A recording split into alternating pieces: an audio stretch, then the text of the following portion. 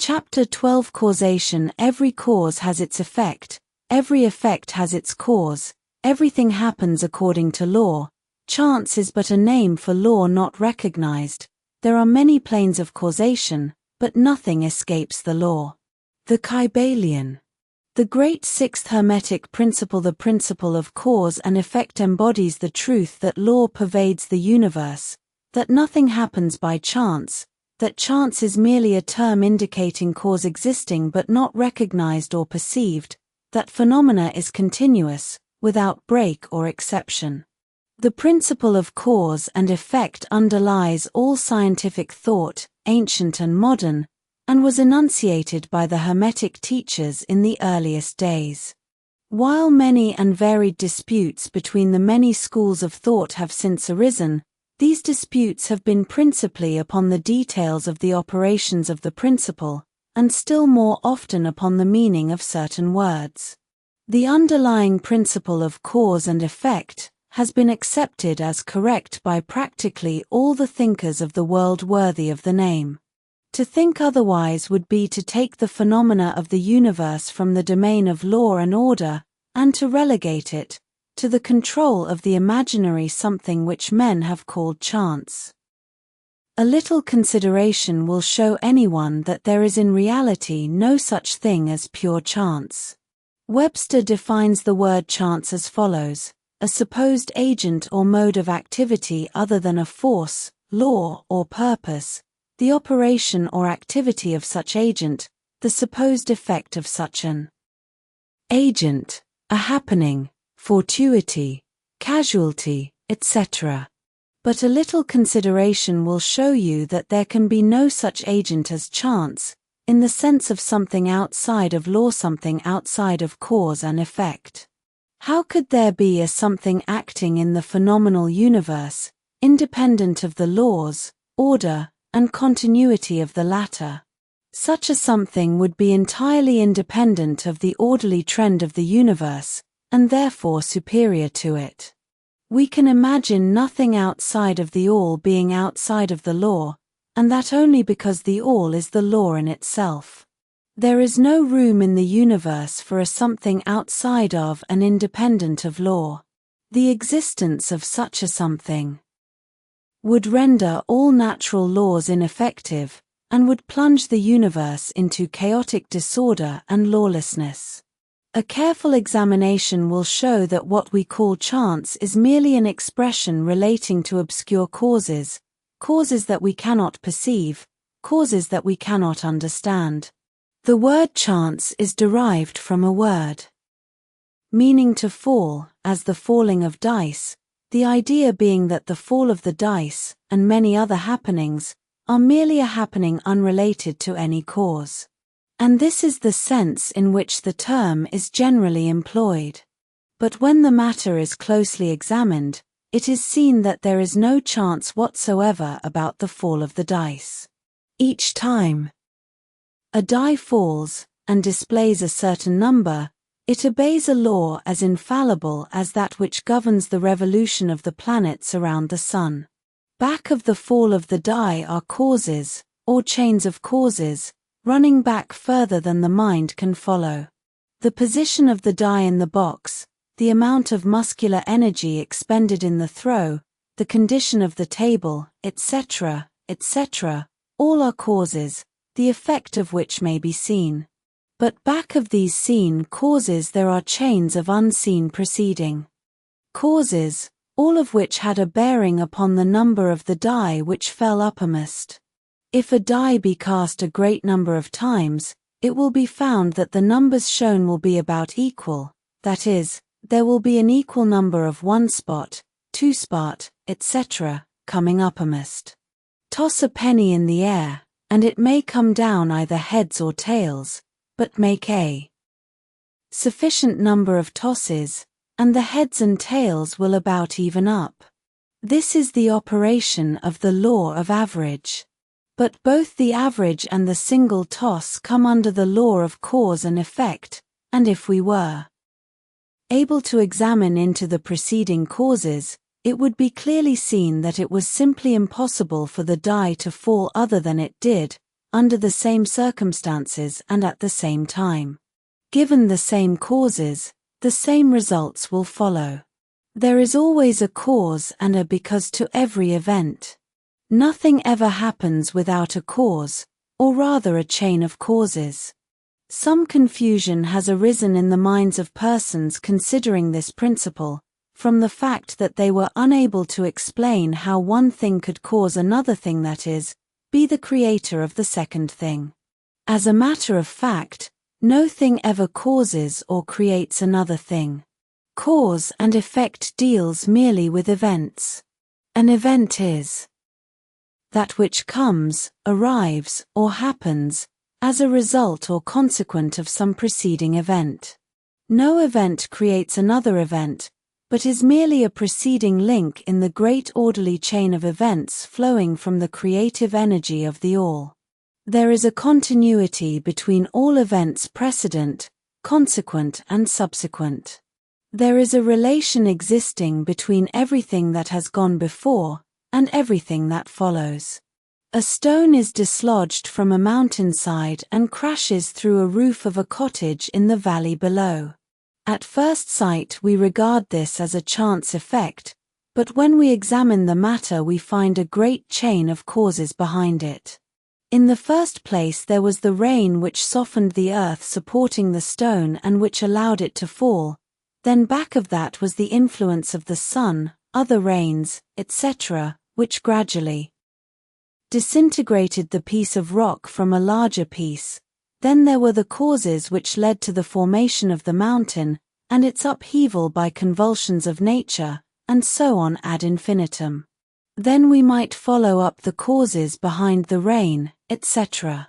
Then we might consider the existence of the roof. In short, we would soon find ourselves involved in a mesh of cause and effect, from which we would soon strive to extricate ourselves. Just as a man has 2 parents, and 4 grandparents, and 8 great-grandparents, and 16 great-great-grandparents, and so on until when, say, 40 generations are calculated, the numbers of ancestors run into many millions, so it is with the number of causes. Behind even the most trifling event or phenomena, such as the passage of a tiny speck of soot before your eye.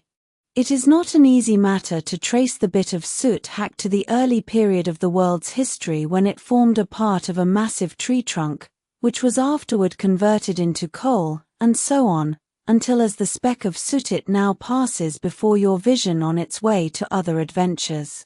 And a mighty chain of events, causes and effects, brought it to its present condition, and the later is but one of the chain of events which will go to produce other events hundreds of years from now. One of the series of events arising from the tiny bit of soot was the writing of these lines, which caused the typesetter to perform certain work, the proofreader to do likewise, and which will arouse certain thoughts in your mind, and that of others, which in turn will affect others, and so on, and on, and on, beyond the ability of man to think further, and all from the passage of a tiny bit of soot, all of which shows the relativity and association of things, and the further fact that there is no great, there is no small, in the mind that causeth all. Stop to think a moment. If a certain man had not met a certain maid, away back in the dim period of the Stone Age, you who are now reading these lines would not now be here. And if, perhaps, the same couple had failed to meet, we who now write these lines would not now be here. And the very act of writing, on our part, and the act of reading, on yours, will affect not only the respective lives of yourself and ourselves, but will also have a direct, or indirect, effect upon many other people now living and who will live in the ages to come. Every thought we think, every act we perform, has its direct and indirect results which fit into the great chain of cause and effect. We do not wish to enter into a consideration of free will, or determinism, in this work, for various reasons. Among the many reasons, is the principal one that neither side of the controversy is entirely right. In fact, Both sides are partially right, according to the Hermetic teachings. The principle of polarity shows that both are but half-truths, the opposing poles of truth. The teachings are that a man may be both free and yet bound by necessity, depending upon the meaning of the terms, and the height of truth from which the matter is examined. The ancient writers express the matter thus: the further the creation is from the center, the more it is bound; the nearer the center it reaches, the nearer free is it. The majority of people are more or less the slaves of heredity, environment, etc., and manifest very little freedom. They are swayed by the opinions, customs, and thoughts of the outside world, and also by their emotions, feelings, moods, etc. They manifest no mastery worthy of the name. They indignantly repudiate this assertion, saying, "Why, I certainly am free to act and do as I please, I do just what I want to do," but they fail to explain whence arise the want to and as I please. What makes them want to do one thing in preference to another? What makes them please to do this, and not do that? Is there no because to their pleasing and wanting? The master can change these pleases and wants into others at the opposite end of the mental pole. He is able to will, instead of to will because some feeling, mood, emotion, or environmental suggestion arouses a tendency or desire within him so to do. The majority of people are carried along like the falling stone, obedient to environment, outside influences, and internal moods, desires, etc., not to speak of the desires and wills of others stronger than themselves, heredity, environment, and suggestion, carrying them along without resistance on their part, or the exercise of the will. Moved like the pawns on the checkerboard of life, they play their parts and are laid aside after the game is over.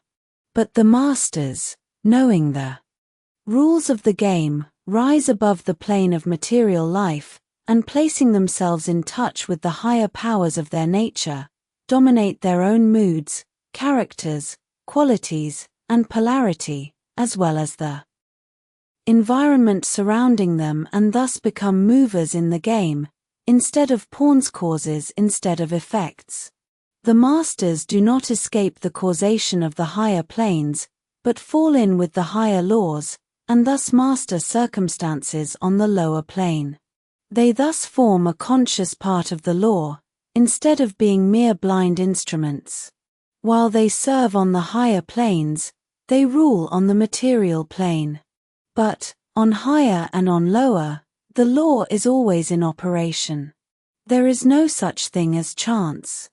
The blind goddess has been abolished by reason.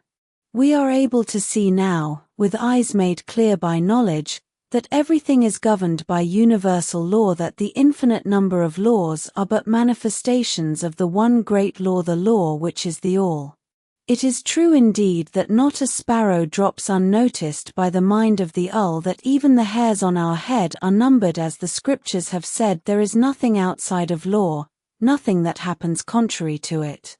And yet, do not make the mistake of supposing that man is but a blind automaton, far from that. The Hermetic teachings are that man may use law to overcome laws, and that the higher will always prevail against the lower, until at last he has reached the stage in which he seeks refuge in the law itself, and laughs the phenomenal laws to scorn. Are you able to grasp the inner meaning of this?